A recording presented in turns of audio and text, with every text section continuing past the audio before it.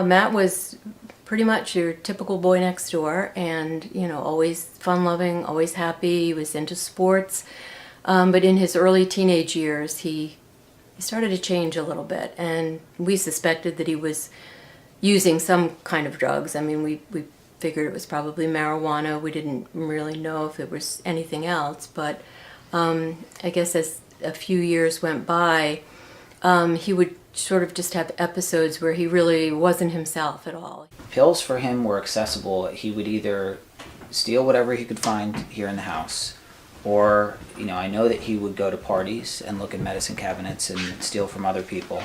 But what he was doing for a while is he had attention deficit disorder, and he was getting prescribed, I forget what they were.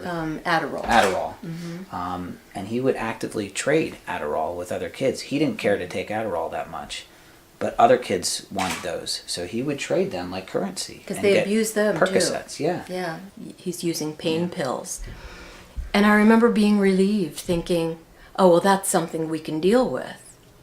And little did I know that, there's no easy answers for it. And that kind of started us down that road. And Matt did eventually admit to us that he was using heroin, which is such a shock to us because, I grew up, I went to high school in the 60s, and heroin was something that bums in the gutter of New York used. It wasn't anything that a suburban kid would use. We tried everything. He was on methadone, he was on Suboxone, he went to rehab early on, a 30-day rehab, and of course we thought, oh, they'll go to rehab in 30 days, he'll be fine. We knew nothing about relapsing and how common it is.